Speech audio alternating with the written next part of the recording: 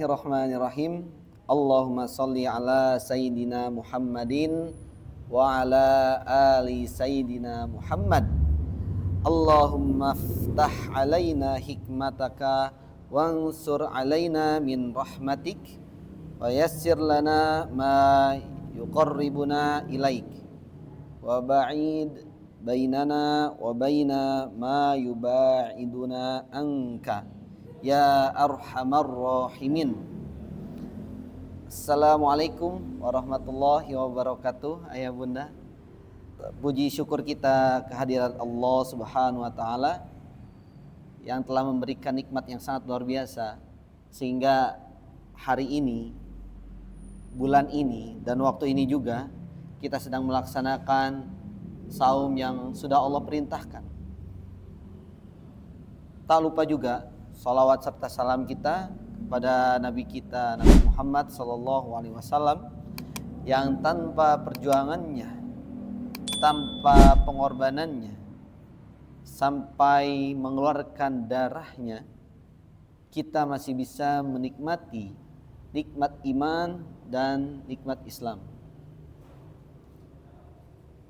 Membahas kasih sayang dan ketegasan dalam pengasuhan, kita perlu berpikir dan juga jujur sejenak. Banyak orang tua yang gagal bukan karena tidak cinta, tapi karena tidak paham bagaimana cara kerja cinta. Kalau hanya kasih sayang tanpa adanya ketegasan, itu bukan cinta, melainkan itu adalah permisif. Kalau hanya ketegasan tanpa kasih sayang, itu namanya bukan pendidikan, melainkan itu adalah tekanan kepada anak. Islam tidak mengenal dikotomi seperti itu. Justru apa yang tadi disampaikan, bahwasannya itu adalah satu paket. Islam memberikan kasih sayang juga ketegasan, dan ketegasan itu juga adalah kasih sayang. Jangan sampai kita berpikir bahwasannya kita tidak tega karena kita cinta kepada anak kita. Justru karena kita tega, maka kita harus cinta kepada anak kita. Kita bisa lihat bagaimana Rasulullah SAW. Rasulullah adalah figur yang bisa kita ketahui bahwasanya paling lembut, manusia yang paling lembut di dunia ini. Tetapi juga beliau itu paling tegas dalam prinsip. Beliau mencium cucunya di depan para sahabat, tetapi ketika membahas syariat atau perkara akidah, beliau tidak kompromi. Justru disitulah ketegasan Rasulullah. Beliau pernah berpesan kepada kita semua bahwasanya man la yarham la yurham. Barang siapa yang tidak menyayangi, tidak disayangi juga. Nah, maksud dari hadis ini adalah itu tuh standar moral. Tetapi dalam hadis lain, ketika berbicara tentang sholat, beliau memerintahkan kepada orang tua menyuruh anak sholat sejak usia 7 tahun dan memberi sanksi pendidikannya ketika di usia 10 tahun jika meninggalkan sholat. Nah, artinya apa? Kasih sayang itu atmosfernya atau tarikannya, dan ketegasan itu adalah strukturnya. Tanpa atmosfer, anak itu akan kering, tidak punya rasa, ya. Lalu kalau tanpa struktur atau ketegasan, anak akan tersesat. Kita tidak bisa mengontrol, sehingga terjadilah anak pergaulan bebas, narkoba dan lain-lain, dan menentang orang tuanya. Bahkan ketika orang tuanya berkata yang baik, anak tidak akan menerima. Nah, itulah perlunya ketegasan. Disinilah kita merujuk kepada Quran surat Al-Imran ayat 159. Fabima rahmatin minallahi linta lahum walau kunta fazzan ghalidhal qalbi lan faddu min haulik. Maka berkat rahmat Allah engkau Muhammad berlaku lemah lembut terhadap mereka. Sekiranya engkau bersikap keras dan berhati kasar, tentulah mereka menjauhimu. Nah, dalam tafsir Ibnu Katsir rahimahumullah menjelaskan bahwa ayat ini turun terkait sikap Nabi SAW setelah perang Uhud. Lihat bagaimana Nabi meskipun dalam situasi sulit, beliau itu tetap lembut. Ibnu Katsir menegaskan bahwasannya kelembutan Nabi adalah sebab utama manusia masuk Islam dan tetap setia. Ini prinsip pengasuhan. Kelembutan membuka hati, sedangkan kekerasan menutupinya. Kasih sayang dalam pengasuhan itu bukan berarti menuruti semua keinginan anak. Sehingga kita bisa melihat apa yang anak inginkan, apa yang orang tua inginkan terhadap anaknya, sehingga orang tua memberikan apapun yang anaknya itu mau. Nah, disinilah yang namanya pengasuhan yang salah. Justru itu bentuk kemalasan secara emosional.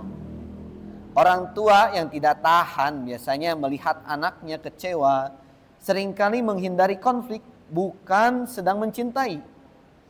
Kasih sayang yang benar itu memiliki 3 ciri, ayah bunda sekalian. Yang pertama, anak merasa aman untuk salah. Ketika anak melakukan kesalahan, ia tidak berbohong. Ia tidak mengalihkan atau menyalahkan orang lain. Tapi ketika dia melakukan kesalahan, dia berkata kepada orang tuanya. Sehingga anak merasa aman jika ia menceritakan kepada orang tuanya. Itu yang pertama. Dan yang kedua, anak tidak takut mengungkapkan pikirannya. Kita bisa lihat bahwasannya ketika anak ingin bercerita tentang dirinya atau yang ada dalam isi kepalanya, kadang orang tua memberikan jawaban yang memang tidak diharapkan oleh anak. Biasanya ketika anak bercerita ABCD, orang tua biasa lakukan untuk membalas cerita tersebut malah membantah atau mengatakan sabarlah nak atau apapun. Ya. Dan yang ketiga, anak tahu ia dicintai bukan karena prestasinya. Nah, ini yang sering sekali terjadi. Yang tanpa kita sadari, kita sedang membentuk anak yang lemah secara emosional. Kalau cinta kita yang diberikan kepada anak itu harus bersyarat, nilai bagus itu harus dipuji, ranking 1 gitu kan. Ranking turun langsung dicela, membedakan anaknya dengan tetangga. Anak akan tumbuh dalam kecemasan, bukan dalam iman. Nah, ini yang menjadi bahaya ya bunda sekalian. Inilah yang diajarkan Luqman kepada kita dalam Quran surat Luqman ayat 13. Wa idz qala Luqmanu libnihi wa huwa ya'izuhu ya bunayya la tusyrik billah inna syirka la zulmun azim. Perhatikan. Dan ingatlah ketika Luqman berkata kepada anaknya, di waktu ia memberi pelajaran kepada anaknya, apa yang Luqman lakukan? Wahai anakku, ya bunayya, janganlah engkau mempersekutukan Allah. Sesungguhnya mempersekutukan Allah adalah benar-benar kezaliman yang sangat besar. Dalam Ibnu Katsir diceritakan bahwasannya Luqman memulai nasihatnya. Perhatikan di sini ya bunda. Ini poinnya yang sangat krusial. Menjelaskan bahwa Luqman memulai nasihatnya dengan kata ya bunayya. Ini tuh panggilan penuh kasih sayang. Sebelum menyampaikan larangan yang paling berat. Di ayat itu larangannya apa? Syirik. Ini menunjukkan metode pendidikan. Pendekatannya itu harus emosional dulu. Ya, baru substansi atau isinya, apa yang dilarangnya. Anak harus merasa dicintai dulu sebelum diajari kebenaran. Lalu muncullah ketegasan. Ketegasan itu bukan suaranya yang keras, tetapi ketegasan itu adalah bentuk konsistensi antara ayah dengan bunda. Ingin membentuk anak seperti apa? Yang pastinya anak harus dibentuk dengan keimanan yang sangat luar biasa. Masalahnya banyak orang tua yang inkonsisten. Hari ini misalkan ayah bunda, hari ini melarang, besoknya membiarkan. Hari ini marah, lalu besoknya tertawa pada kesalahan yang sama. Ini yang sering sekali terjadi di lingkungan kita. Sebenarnya anak itu belajar dari pola, bukan dari ceramah. Banyak sekali omongan orang tua. Anak tidak akan menerima. Sedikit sekali yang anak akan terima informasi yang ayah bunda sampaikan. Padahal anak itu belajar dari pola. Ketegasan yang sehat itu memiliki 3 unsur. Yang pertama, buat aturan yang jelas kepada anak. Harus seperti apa. Dan yang kedua, konsekuensi, konsisten. Ketika anak melanggar, apa yang harus dilakukan? Ya, ingat poinnya bahwa ketegasan itu bukan suara yang keras, ya. Dan yang ketiga, tidak emosional. Kita sebagai orang tua kadang melihat kesalahan anak, langsung marah, langsung membentak anak. Bahwasanya A salah, B salah, dan yang lain-lain. Sedangkan kita tidak tahu informasi yang sebenarnya. Kalau aturan berubah, ya, tergantung mood orang tua, itu bukan pendidikan namanya. Justru itu ketidakmatangan kita sebagai orang tua. Karena misalkan dalam satu hari anak membuat kesalahan, kita memberitahunya dengan lemah lembut.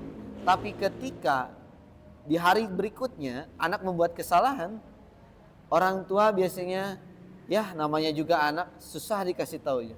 Nah, itulah ketidakmatangan emosional orang tua. Ini menjadi PR buat kita semua. Prinsip ini justru sejalan dengan Luqman tadi. Quran surat Luqman ayat 17, ya bunayya aqimis shalah wa'mur bil ma'ruf wanha 'anil munkar wasbir 'ala ma asabak. Inna dzalika min azmil umur. Wahai anakku, laksanakanlah salat, suruhlah manusia berbuat yang makruh dan cegahlah mereka dari yang mungkar, dan bersabarlah terhadap apa yang menimpamu, sesungguhnya yang demikian itu termasuk urusan yang penting. Ibnu Katsir menjelaskan bahwa perintah aqimis shalah, dirikanlah salat, disampaikan dengan tegas karena ini adalah fondasi agama. Namun tetap dibungkus dengan ya bunayya. Ibnu Katsir juga menekankan kata wasbir, bersabarlah, sebagai kunci. Kunci apa? Ketegasan harus disertai dengan kesabaran, bukan secara emosi. Dalam Al-Quran, Allah menggambarkan hubungan orang tua dan anak melalui kisah Nabi Yakub dan anak-anaknya. Ada cinta di dalamnya, tetapi juga ada nasihat dan peringatan. Dan ketika kita membaca bagaimana Nabi Ibrahim alaihissalam mendidik Nabi Ismail, kita melihat dialog, ya. Tidak ada otoritas penuh kepada Nabi Ibrahim kepada Nabi Ismail. Ada komunikasi, ada penghormatan pada akal anak. Kita bisa melihat Quran surat As-Saffat ayat 102. Maka ketika anak itu sampai pada umur sanggup berusaha bersamanya, Ibrahim berkata, wahai anakku, sesungguhnya aku bermimpi bahwa aku menyembelihmu. Maka, nah di sini, maka pikirkanlah bagaimana pendapatmu. Lalu Ismail menjawab, wahai ayahku, lakukanlah apa yang diperintahkan Allah. kepadamu, insya Allah engkau akan mendapatiku termasuk orang-orang yang sabar. Ibnu Katsir itu menjelaskan bahwa Ibrahim tidak memerintahkan secara otoriter. Terbayang ya ayah bunda, jika Nabi Ibrahim memerintahkan secara otoriter, mungkin Nabi Ibrahim akan mengatakan, wahai anakku, perintah dari Allah, engkau harus disembelih. Maka di saat itulah disembelih. Nah, tetapi ini tidak. Beliau bermusyawarah dengan anaknya. Fangzur maza taro. Apa artinya? Pikirkanlah bagaimana pendapatmu. Nah, ini menunjukkan bahwa ketegasan dalam prinsip tidak menghilangkan dialog. Ismail pun meresponnya dengan ya abati, wahai ayahku, panggilan hormat penuh kasih. Ibnu Katsir menegaskan bahwa inilah adab anak soleh dan metode orang tua yang soleh. Maka kita bisa menarik kesimpulan ya bunda, bahwasannya pengasuhan bukan soal siapa yang paling lembut atau siapa yang paling keras. Pengasuhan adalah seni menjaga keseimbangan antara rahmah dan hikmah. Kalau kasih sayang adalah cahaya, maka ketegasan adalah pagarnya. Dan orang tua yang bijak bukan orang tua yang paling banyak berbicaranya, tetapi yang paling banyak konsisten untuk mencontohkan kepada anak. Karena pada akhirnya anak tidak tumbuh dari apa yang kita perintahkan. Justru anak tumbuh dari apa yang kita perlihatkan. Mungkin itu saja ya bunda yang dapat saya sampaikan. Kurang lebihnya mohon maaf, karena kebenaran hanya datang kepada Allah Subhanahu wa taala dan kesalahan datang pada diri saya sendiri. Semoga ayah bunda yang sedang menonton diberikan kesehatan dan juga waktu yang berkah oleh Allah Subhanahu wa taala. Aqulu qouli hadza astaghfirullah li wa lakum. Assalamualaikum warahmatullahi wabarakatuh.